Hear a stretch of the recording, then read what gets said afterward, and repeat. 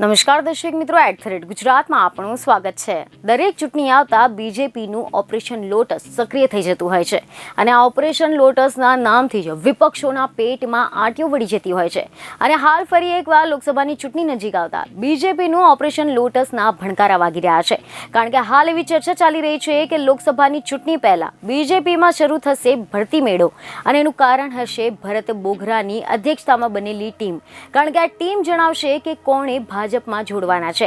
જો કે ભાજપની સ્ક્રીનિંગ કમિટીની રચના કરવામાં આવી છે, જેની જવાબદારી ભાજપે ઉપાધ્યક્ષ ભરત બોઘરાને સોંપી છે।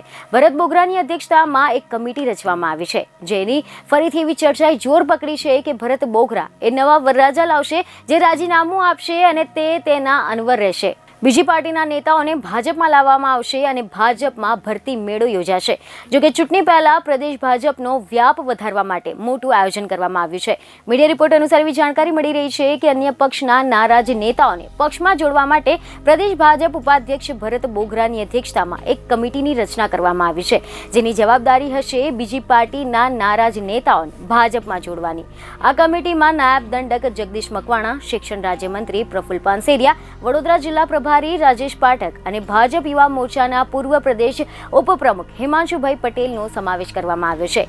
આ કમિટી અન્ય પક્ષના કયા નારાજ નેતાઓને ભાજપમાં સામેલ કરે છે તે અંગેનો રિપોર્ટ સોંપશે, તો આ અંગે અભિપ્રાયો પણ લેવામાં આવશે। મીડિયા અહેવાલ અનુસાર એવી જાણકારી મળી રહી છે કે આ કમિટીનો હેતુ એ રહેશે કે પ્રદેશ અને જિલ્લા મહાનગર સ્તર પરના સરપંચ પદથી ચૂંટણી લડેલા અન્ય પાર્ટીઓના કે પછી અપક્ષ ઉમેદવારો, સમાજના અને વિવિધ ક્ષેત્રના આગેવાનોની નામોની યાદી તૈયાર કરીને મોટી સંખ્યામાં પક્ષમાં જોડાવાના છે।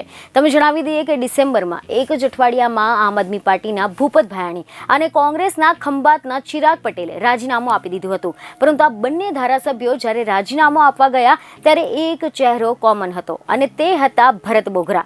ત્યારે હવે એ જ ભરત બોઘરાએ આ કમિટીનું સુકાન સોંપવામાં આવ્યું છે, એટલે કે હવે જલ્દી જ રાજીનામાનું જે નાટક હતું તેના પર વિરામ મુકાયો હતો તે હવે ફરીથી શરૂ થઈ શકે છે। બીજને ખબરો સાથે ફરી મળીશું। ધન્યવાદ।